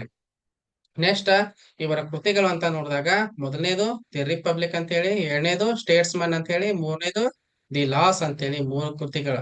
ಪ್ರಮುಖವಾದಂತ ಬಹಳಷ್ಟು ಕೃತಿಗಳು ಅದಾವು, ಆದ್ರೆ ವೆರಿ ವೆರಿ ವೆರಿ ಇಂಪಾರ್ಟೆಂಟ್ ಆಗಿರ್ತಕ್ಕಂಥ ಕೃತಿಗಳು ಇವು 3 ಕೃತಿಗಳು. ಈ 3 ಕೃತಿ ಒಳಗೆ ವೆರಿ ಇಂಪಾರ್ಟೆಂಟ್ ಆಗಿರುವಂತದ್ದು ಯಾವುದು ಅಂದಾಗ ದಿ ರಿಪಬ್ಲಿಕ್ ಎನ್ನುವಂತ ಕೃತಿ. ಈ ದಿ ರಿಪಬ್ಲಿಕ್ ಎನ್ನುವಂತ ಕೃತಿ ಏನಾಗಿದೆ ಅಂದ್ರ, ಒಂದು ನೈತಿಕ ಹಾಗೂ ರಾಜಕೀಯದ ಉದ್ಗ್ರಂಥವಾಗಿದೆ. ಈ ಗ್ರಂಥವು ಪ್ಲೇಟೋವಿನ ಹೆಸರನ್ನು ಏನ್ ಮಾಡಿದ್ರಿ? ಶಾಶ್ವತಗೊಳಿಸಿದೆ. ಓಕೆ, ಶಾಶ್ವತಗೊಳಿಸಿದೆ. ಹಂಗಾದ್ರ ಈ ಗ್ರಂಥದ ವಿಶೇಷತೆ ಏನು ಅಂತಂದಾಗ, ನ್ಯಾಯ ಪ್ರತಿಪಾದನೆ ಧ್ಯೇಯವನ್ನ ಹೊಂದಿದೆ. ದಿ ರಿಪಬ್ಲಿಕ್ ಗ್ರಂಥ ನ್ಯಾಯ ಪ್ರತಿಪಾದನೆ ಧ್ಯೇಯವನ್ನ ಹೊಂದಿದ್ದು, ಸಂಭಾಷಣೆಯ ರೂಪದಲ್ಲಿ ಏನ್ ಮಾಡಿದೆ ಅಂದ್ರ ವಿಷಯ ಪ್ರತಿಪಾದಿತವಾಗಿದೆ. ಹಂಗಾದ್ರ ಆದರ್ಶ ರಾಜ್ಯದ ಕುರಿತು ಹೇಳ್ತಾರೆ ಪ್ಲೇಟೋ ಅವರು. ಆದರ್ಶ ರಾಜ್ಯದ ಕುರಿತು ಯಾವ ಕೃತಿಯಲ್ಲಿ ಹೇಳ್ತಾರ ಅಂದ್ರೆ, ದಿ ರಿಪಬ್ಲಿಕ್ ಕೃತಿಯಲ್ಲಿ. ಯಾವ ಕೃತಿಯಲ್ಲಿ? ದಿ ರಿಪಬ್ಲಿಕ್ ಕೃತಿಯಲ್ಲಿ ಆದರ್ಶ ರಾಜ್ಯದ ಕುರಿತಾಗಿ ಹೇಳ್ತಾರೆ. ಆದರ್ಶ ರಾಜ್ಯ ಅನ್ನೋದು ಇರ್ಲಿಲ್ಲ, ಅದು ಪ್ಲೇಟೋರವರ ಕಲ್ಪನೆಯ ರಾಜ್ಯವಾಗಿತ್ತು. ಇದು ಎಲ್ಲಾ ಕಾಲಕ್ಕೂ ಎಲ್ಲಾ ದೇಶಕ್ಕೂ ಅನ್ವಯಿಸುವಂತ ಒಂದು ರಾಜ್ಯ ಆಗಿತ್ತು ಅಂತ ಹೇಳಿ ಪ್ಲೇಟೋರವರು ಹೇಳ್ತಾರೆ. ಅದ್ರ ಜೊತೆಗೆ ಪ್ಲೇಟೋರವರು ಆದರ್ಶ ರಾಜ್ಯದ ರಚನೆಯನ್ನ ಮಾನವನಲ್ಲಿರ್ತಕ್ಕಂಥ 3 ಮೂಲಭೂತ ಗುಣಗಳ ವರ್ಗೀಕರಣದ ಮೂಲಕ ಹೇಳ್ತಾರೆ. ಓಕೆ, 3 ಮೂಲಭೂತ ಗುಣಗಳ ವರ್ಗೀಕರಣ. ಆ 3 ಗುಣಗಳಿಗೆ ಅನುಗುಣವಾಗಿ ಸಮಾಜದಲ್ಲಿ 3 ವರ್ಗಗಳಿರ್ತಾವ ಅಂತ ಹೇಳ್ತಾರೆ. ಓಕೆ, ಯಾವ 3 ಗುಣಗಳು, ಯಾವ 3 ವರ್ಗಗಳು ಅಂದಾಗ, ಒಂದನೇದು ಸಾತ್ವಿಕ ಗುಣ, ಎರಡನೇದು ರಾಜಸ ಗುಣ, ಮೂರನೇದು ತಾಮಸ ಗುಣ. ಸಾತ್ವಿಕ ಗುಣವನ್ನ ಅಧಿಕವಾಗಿ ಹೆಚ್ಚಾಗಿ ಹೊಂದಿರತಕ್ಕಂಥವ್ರು ಯಾರೇ? ಆಳುವ ವರ್ಗ ಅಂತ ಹೇಳಿ. ರಾಜಸ ಗುಣವನ್ನ ಅಧಿಕವಾಗಿ ಹೊಂದಿರತಕ್ಕಂಥವ್ರು ಸೈನಿಕ ವರ್ಗ ಅಂತ ಹೇಳಿ. ತಾಮಸ ಗುಣವನ್ನ ಅಧಿಕವಾಗಿ ಹೊಂದಿರತಕ್ಕಂಥವ್ರು ಯಾರೇ? ಉತ್ಪಾದಕ ವರ್ಗ ಅಂತ ಹೇಳಿ. ಓಕೆ, ಇಲ್ಲಿ ಅದನ್ನೇ ಹೇಳಿದೀನಿ ನೋಡ್ರಿ. ಸಾತ್ವಿಕ ಗುಣವನ್ನ ಅಧಿಕವಾಗಿ ಹೊಂದಿರತಕ್ಕಂಥವ್ರು ಆಳುವ ವರ್ಗ, ರಜೋಗುಣವನ್ನ ರಾಜಸ ಗುಣವನ್ನ ಹೆಚ್ಚಾಗಿ ಹೊಂದಿರತಕ್ಕಂಥವ್ರು ಸೈನಿಕ ವರ್ಗ, ತಾಮಸ ಗುಣವನ್ನ ಅಧಿಕವಾಗಿ ಹೊಂದಿರತಕ್ಕಂಥವ್ರು ಉತ್ಪಾದಕ ವರ್ಗ ಅಂತ ಹೇಳಿ ಏನ್ ಮಾಡ್ತಾರ್ರಿ? ಪ್ಲೇಟೋ ಅವರು ತಿಳಿಸ್ಕೊಡ್ತಾರ್ರಿ. ಆದರ್ಶ ರಾಜ್ಯದ ಲಕ್ಷಣ ಒಳಗಡೆ ಏನ್ರಿ? ತತ್ವಜ್ಞಾನಿ ಅರಸರ ಆಳ್ವಿಕೆ ಇರ್ತೈತ್ರಿ. ಸಾಕ್ರಟಿಸ್ ಒಂದು ಮಾತನ್ನ ಹೇಳ್ತಾನೆ. ಏನ್ ಹೇಳ್ತಾನೆ? ಸದ್ಗುಣವೇ ಜ್ಞಾನ ಎನ್ನುವಂತ ಮಾತನ್ನ ಸಾಕ್ರಟಿಸ್ ಹೇಳ್ತಾನೆ. ಇದು ಪ್ರಶ್ನೆಯಾಗಿದೆ. ಓಕೆ, ಇದು ಏನಾಗಿದ್ರಿ? ಪ್ರಶ್ನೆ ಆಗಿದೆ. ಓಕೆ, ಪ್ಲೇಟೋರವರ ಪ್ರಕಾರ ಒಂದು ರಾಜ್ಯ, ಆದರ್ಶ ರಾಜ್ಯ ಬೇಕಾಗಿತ್ತಂದ್ರೆ ಅಲ್ಲಿ ಏನ್ ಇರ್ಬೇಕ್ರಿ? ತತ್ವಜ್ಞಾನಿ ಆಳ್ವಿಕೆ ಇರಬೇಕು ಅಂತ ಹೇಳಿ ಹೇಳ್ತಾರೆ. ಅದ್ರ ಜೊತೆಗೆ ಏನ್ ಮಾಡ್ತಾರೆ ಇವರು? ಸೈನಿಕ ವರ್ಗಕ್ಕೆ ಮತ್ತು ಆಳುವ ವರ್ಗಕ್ಕೆ, 2 ವರ್ಗಕ್ಕೆ ಆಸ್ತಿ ಮತ್ತು ಕುಟುಂಬದ ಸಮತಾವಾದವನ್ನ ಪ್ರತಿಪಾದಿಸ್ತಾರೆ. ಯಾಕೆ ಆಸ್ತಿ ಮತ್ತು ಕುಟುಂಬದ ಸಮತಾವಾದವನ್ನು ಪ್ರತಿಪಾದಿಸ್ತಾರಂದ್ರ, ಆಸ್ತಿ ಮತ್ತು ಕುಟುಂಬಗಳು ಏನ್ ಮಾಡ್ತಾವಂದ್ರ ಭ್ರಷ್ಟಾಚಾರಕ್ಕೆ ದಾರಿ ಮಾಡಿಕೊಡ್ತವೆ. ತಮ್ಮ ಕೆಲಸದಲ್ಲಿ ನಿಷ್ಕಾಳಜಿಯನ್ನು ಹೊಂದುವಂತೆ, ನಿಷ್ಠ ದುರ್ಬಲವಾಗುವಂತೆ ಮಾಡ್ತವೆ. ಹಾಗಾಗಿ ಆಸ್ತಿಯನ್ನ ಹೊಂದಬಾರ್ದು, ಕುಟುಂಬವನ್ನು ಹೊಂದಬಾರ್ದು. ಯಾರು? ಆಳುವ ವರ್ಗ ಮತ್ತು ಸೈನಿಕ ವರ್ಗದವರು ಅಂತೇಳಿ ನಿರ್ಬಂಧವನ್ನ ಪ್ಲೇಟೋರವರು ಹೇಳ್ತಾರೆ. ಹಂಗಾರೆ ಮದುವೆ ಅಲ್ಲಂದ್ರೆ ಏನ್ ಮಾಡೋದು ಅಂದಾಗ, ವಿವಾಹೇತರ ಸಂಬಂಧವನ್ನ, ವಿವಾಹ ಆಗಂಗಿಲ್ಲ ಅಷ್ಟ, ಆದ್ರ ಬೇರೆ ಹೆಣ್ಮಕ್ಳ ಜೊತೆ ದೈಹಿಕ ಸಂಪರ್ಕವನ್ನು ಹೊಂದೋದಕ್ಕೆ ಯಾವುದೇ ರೀತಿಯ ನಿರ್ಬಂಧವನ್ನ ಪ್ಲೇಟೋ ವಹಿಸಿರುವುದಿಲ್ಲ. ಇದ್ರ ಜೊತೆಗೆ ನೆಕ್ಸ್ಟ್ ರಾಜ ನಿಯಂತ್ರಿತ ಶಿಕ್ಷಣ ವ್ಯವಸ್ಥೆ, ಖಾಸಗಿ ಶಿಕ್ಷಣವನ್ನ ಪ್ಲೇಟೋರ್ ಅವರು ಹೇಳಿಲ್ಲ. ಅವ್ರ ಎಂತ ಶಿಕ್ಷಣ ಬೇಕಂತ ಹೇಳಿದ್ರೆ ರಾಜ ನಿಯಂತ್ರಿತವಾಗಿರುವಂತಹ ಶಿಕ್ಷಣ ವ್ಯವಸ್ಥೆ ಬೇಕಂತ ಹೇಳಿದ್ರೆ ಪ್ಲೇಟೋರ್ ಅವ್ರು ಏನ್ ಮಾಡ್ತಾರೆ, ರಾಜ ನಿಯಂತ್ರಿತ ಶಿಕ್ಷಣ ಕುರಿತಾಗಿ ಹೇಳ್ತಾರೆ. ಶಿಕ್ಷಣ ಅಂದ್ರೆ ಏನ್ರಿ, ದೈಹಿಕ ಮತ್ತು ಮಾನಸಿಕ ಅಭಿವೃದ್ಧಿ ಮಾಡ್ತಕ್ಕಂಥದ್ದು ಶಿಕ್ಷಣದ ಗುರಿಯಾಗಿರ್ಬೇಕು ಅಂತ ಹೇಳ್ತಾರೆ. ಅದ್ರ ಜೊತೆಗೆ ಇವರು ಕಾರ್ಯ ವೈಶಿಷ್ಟ್ಯತೆ ಬಗ್ಗೆ ಹೇಳ್ತಾರೆ. ಏನ್ ಕಾರ್ಯ ವೈಶಿಷ್ಟ್ಯತೆ, ಸಂಪತ್ತನ್ನ ಉತ್ಪಾದನೆ ಮಾಡ್ತಕ್ಕಂಥವ್ರು ಶ್ರಮಿಕ ವರ್ಗ ಅಂತ ಹೇಳಿ, ರಾಷ್ಟ್ರ ರಕ್ಷಣೆ ಮಾಡ್ತಕ್ಕಂಥವ್ರು ಸೈನಿಕ ವರ್ಗ ಅಂತ ಹೇಳಿ, ಆಡಳಿತ ಮಾಡ್ತಕ್ಕಂಥವ್ರು ತತ್ವಜ್ಞಾನಿ ಅರಸ ಅಂತ ಹೇಳಿ, ಮೂರು ರೀತಿಯ ಕಾರ್ಯ ವೈಶಿಷ್ಟ್ಯತೆಯನ್ನು ಏನ್ ಮಾಡ್ತಾರ ಅವರು ಸಮಾಜವನ್ನ ವರ್ಗೀಕರಣ ಮಾಡ್ತಾರೆ. ಓಕೆ, ನೆಕ್ಸ್ಟ್ ಸ್ವಾತಂತ್ರ್ಯದ ಕುರಿತಾಗಿ ಅವರು ಕೆಲವೊಂದಿಷ್ಟು ವಿಚಾರಗಳನ್ನ ಹೇಳ್ತಾರೆ. ಸ್ವಾತಂತ್ರ್ಯ ಅಂದ್ರೆ ಜನ ಮನಸ್ಸಿಗೆ ಬಂದಂಗೆ ವರ್ತನೆ ಮಾಡ್ತಕ್ಕಂಥದ್ದಲ್ಲ. ಸ್ವಾತಂತ್ರ್ಯ ಅಂದ್ರೆ ಏನ್ರಿ, ರಾಜ್ಯಕ್ಕೆ ನಿಷ್ಠೆಯನ್ನ ತೋರಿಸುವುದೇ ನಿಜವಾದ ಸ್ವಾತಂತ್ರ್ಯ. ರಾಜ್ಯಕ್ಕೆ ನಿಷ್ಠ ಆಗಿರುವುದೇ ನಿಜವಾದ ಸ್ವಾತಂತ್ರ್ಯ ಅಂತ ಹೇಳಿ ಹೇಳ್ತಾರೆ. ಅದರ ಜೊತೆಗೆ ಬಹಳ ಇಂಪಾರ್ಟೆಂಟ್ ಆಗಿರ್ತಕ್ಕಂಥದ್ದು, ಆದರ್ಶ ರಾಜ್ಯದಲ್ಲಿ ಯೋಗ್ಯತೆಗೆ ತಕ್ಕಂತಹ ಸ್ಥಾನಮಾನಗಳು ಇರ್ತವೆ ಅಂತ ಹೇಳಿ ಪ್ಲೇಟೋರ್ ಅವರು ಹೇಳ್ತಾರೆ. ಇವರು ಶಿಕ್ಷಣ ಸಿದ್ಧಾಂತ ನಾನು ಆಗ್ಲೇ ಹೇಳಿದೆ ಏನಂತ ಹೇಳಿ, ಇವರು ಶಿಕ್ಷಣದ ಕುರಿತಾಗಿ ರಿಪಬ್ಲಿಕ್ ಗ್ರಂಥದಲ್ಲಿ ಹೇಳ್ತಾರೆ. ರಾಜ ನಿಯಂತ್ರಿತ ಶಿಕ್ಷಣ ವ್ಯವಸ್ಥೆಯನ್ನ ಇವರು ಪ್ರತಿಪಾದನೆ ಮಾಡ್ತಾರೆ. ಓಕೆ, ನೆಕ್ಸ್ಟ್ ಇವರು ನ್ಯಾಯ ಸಿದ್ಧಾಂತ ಏನ್ ಮಾಡಿದೆ ಅಂದ್ರ ಎರಡು ದೃಷ್ಟಿಕೋನ ಹೊಂದೈತಿ. ಒಂದು ವೈಯಕ್ತಿಕ ದೃಷ್ಟಿಕೋನ, ಮತ್ತೊಂದು ಸಾಮಾಜಿಕ ದೃಷ್ಟಿಕೋನ ಅಂತ ಹೇಳಿ ಎರಡು ದೃಷ್ಟಿಕೋನಗಳನ್ನ ಇವರ ನ್ಯಾಯ ಸಿದ್ಧಾಂತ ಹೊಂದಿದೆ. ಇವರು ಶಿಕ್ಷಣದ ಕುರಿತಾಗಿ ಕೂಡ ನಿಮ್ಗೆ ಹೇಳಿದೆ, ಅದನ್ನು ನೀವು ಹೆಚ್ಚು ಫೋಕಸ್ ಮಾಡ್ಬೇಕು. ಪ್ಲೇಟೋನ ಸಮತಾವಾದ, ಆಸ್ತಿಯ ಸಮತಾವಾದ ಮತ್ತು ಪತ್ನಿಯರ ಸಮತಾವಾದ, ಈ ಭಾಗದಿಂದ ಪ್ರಶ್ನೆ ಬರ್ತಿರ್ತಾವು. ಈ ಭಾಗವನ್ನ ನೀವು ಓದ್ಕೋಬೇಕು. ಯಾಕಂದ್ರ ಅವರು ಅಪ್ಲೈಡ್ ಕ್ವಶನ್ ಕೇಳ್ತಕ್ಕಂಥ ಈ ಭಾಗದಿಂದ ನಮ್ಮನ್ನ ಫೋಕಸ್ ಮಾಡ್ತಾ ಇರ್ತಾರ. ಒಂದ್ಸಲ ಹೇಳ್ತೇನ್ರಿ, ಆಸ್ತಿಯ ಸಮತಾವಾದ ಅಂತಂದಾಗ ನೋಡ್ರಿ, ಆಡಳಿತಗಾರರು ಭ್ರಷ್ಟಾಚಾರಿಗಳಾಗದೆ ಇರುವಂಗ ತಡೆಯೋದಕ್ಕೋಸ್ಕರ ಅವ್ರ ಏನ್ ಮಾಡ್ಬೇಕ್ರಿ, ಸ್ವಂತ ಆಸ್ತಿಯಿಂದ ದೂರ ಇರ್ಬೇಕು. ಅಂದ್ರ ಸ್ವಂತ ಆಸ್ತಿಯನ್ನ ಗಳಿಸಬಾರ್ದು. ಆಸ್ತಿ ಸಂಪಾದನೆ ಪ್ರವೃತ್ತಿಯನ್ನ ಕೈ ಬಿಟ್ಟು ಅವ್ರ ಏನ್ ಮಾಡ್ಬೇಕ್ರಿ, ಸೈನಿಕ ಶಿಬಿರಗಳಲ್ಲಿ ವಾಸ ಮಾಡ್ಬೇಕು. ಆಸ್ತಿ ಇತ್ತು ಅಂದ್ರ ಆರ್ಥಿಕ ಶಕ್ತಿ ಅವರಲ್ಲಿ ಇತ್ತು, ರಾಜಕೀಯ ಅಧಿಕಾರಗಳು ಕೂಡ ಇತ್ತು. ಆರ್ಥಿಕ ಮತ್ತು ರಾಜಕೀಯ ಅಧಿಕಾರಗಳು ಎರಡೂ ಕೂಡ ಒಂದೇ ಕಡೆ ಸೇರ್ಬಿಟ್ಟು ಅಂದ್ರ ಅದ ಏನ್ ಮಾಡ್ತೈತ್ರಿ, ಅಧಿಕಾರಸ್ಥರನ್ನ ಆಳೋ ವರ್ಗವನ್ನ ಏನ್ ಮಾಡ್ತೈತಿ, ಭ್ರಷ್ಟಗೊಳಿಸಿ ಅನೈತಿಕ ಮಾರ್ಗಕ್ಕೆ ಎಳಿತದೆ ಅಂತ ಹೇಳಿ ಏನ್ ಮಾಡ್ತಾರ್ರಿ ಪ್ಲೇಟೋರ್ ಅವರು ಹೇಳ್ತಾರೆ. ನೆಕ್ಸ್ಟ್ ಪತ್ನಿಯರ ಸಮತಾವಾದ ಅಂತಂದಾಗ, ಪತ್ನಿಯರ ಸಮತಾವಾದ ಅಂದಾಗ ನೋಡ್ರಿ, ಆಳ ವರ್ಗದವರು ರಾಜಪಾಲಕರು ಏನ್ ಮಾಡ್ಬಾರ್ದ್ರಿ, ಪತ್ನಿಯರನ್ನ ಹೊಂದಬಾರ್ದು, ಮದುವೆಯನ್ನ ಆಗ್ಬಾರ್ದು ಅಂತ ಹೇಳ್ತಾರ. ಅವರು ಮದುವೆ ಆಗಲಾರ್ದ ಇವ್ರು ಏನ್ ಮಾಡ್ಬೋದ್ರಿ, ವೈವಾಹಿಕ ಸಂಬಂಧವನ್ನ, ವಿವಾಹೇತರ ಸಂಬಂಧವನ್ನ ಮಹಿಳೆಯರ ಜೊತೆಗೆ ಹೊಂದಬಹುದು. ಈ ತರ ದೈಹಿಕ ಸಂಪರ್ಕ ಬೆಳೆಸ್ಕೊಳ್ಳೋದಕ್ಕೆ ಅವ್ರು ಏನ್ ಮಾಡ್ಯಾರ್ರಿ, ಅವಕಾಶವನ್ನ ಮಾಡಿ ಕೊಟ್ಟಿದ್ದಾರೆ. ಓಕೆ, ನೆಕ್ಸ್ಟ್ ತತ್ವಜ್ಞಾನಿ ಅರಸರ ಬಗ್ಗೆ ಕೂಡ ತಮ್ಗೆ ಹೇಳಿದೆ ನಾನು. ಇವ್ರು ಏನ್ ಮಾಡಿದ್ರಂತ ಪ್ರಜಾಪ್ರಭುತ್ವನ ಅಜ್ಞಾನಿಗಳ ಸರ್ಕಾರ ಅಂತ ಕರೆದಿದ್ರು. ತತ್ವಜ್ಞಾನಿ ಅರಸರ ಆಳ್ವಿಕೆಯನ್ನ ಉತ್ತಮ ಸರ್ಕಾರ ಅಂತ ಹೇಳಿದ್ರು. ಇದ್ರ ಜೊತೆಗೆ 35 ವರ್ಷಗಳವರೆಗೆ ತತ್ವಜ್ಞಾನಿ ಅರಸ ಅಧ್ಯಯನ ಮಾಡ್ಬೇಕು, 15 ವರ್ಷಗಳ ಆಡಳಿತ ಅನುಭವನ್ನ ಪಡ್ಕೋಬೇಕು ಅಂತ ಹೇಳಿ ಇವರು ಹೇಳಿದ್ರು. ಅದ್ರ ಜೊತೆಗೆ ತತ್ವಜ್ಞಾನಿ ಅರಸ ಇರ್ತಾನಲ್ಲ, ಇವನು ನಿರಂಕುಶ ಅಧಿಕಾರವನ್ನ ಹೊಂದಿದ್ದು, ಯಾವ ರೂಢಿಗಳಿಗೂ ಶಾಸನಗಳಿಗೂ ಬದ್ಧನಾಗಿರದೆ ಸಾರ್ವಜನಿಕ ಅಭಿಪ್ರಾಯಕ್ಕೂ ಕೂಡ ಈತ ಹೊಣೆಗಾರನಲ್ಲ. ಇವನು ಕಾನೂನಿನ ಮಿತಿಗೆ ಒಳಪಡುವುದಿಲ್ಲ, ಇವನು ಹೇಳ್ತಕ್ಕಂಥದ್ದೇ ಕಾನೂನು ಆಗ್ತೈತೆ ಅಂತ ಹೇಳಿ ಹೇಳ್ತಾರೆ. ಅದ್ರ ಜೊತೆಗೆ ಏನ್ರಿ, ರಾಜ್ಯದ ಒಳಗಡೆ ಅಕ್ರಮವಾದಂತ ಆಸ್ತಿ ಬರಬಾರ್ದು, ರಾಜ್ಯದ ಐಕ್ಯತೆಯನ್ನ ಕಾಪಾಡಬೇಕು, ಪ್ರಜೆಗಳನ್ನ ರಕ್ಷಣೆ ಮಾಡ್ಬೇಕು, ಶಿಕ್ಷಣ ಪದ್ಧತಿಯಲ್ಲಿ ಸುಧಾರಣೆ ಮಾಡ್ಬೇಕು. ಇವೆಲ್ಲವೂ ಕೂಡ ಏನಾಗಿದೆ ಅಂದ್ರ ರಾಜನ ಕಾರ್ಯಗಳಾಗಿತ್ತು. ಈತ ಪ್ಲೇಟೋ ಪ್ರಥಮ ಯೋಜನಾಬದ್ಧ ರಾಜಕೀಯ ವಿಜ್ಞಾನಿಯಾಗಿದ್ದ, ಜೈವಿಕ ಸಿದ್ಧಾಂತದ ಪಿತಾಮಹ ಅನಿಸ್ಕೊಂಡಿದ್ದ. ನೆಕ್ಸ್ಟ್ ಪ್ಯಾಸಿಸ್ಟ್ ಸಿದ್ಧಾಂತದ ಪ್ರತಿಪಾದಕ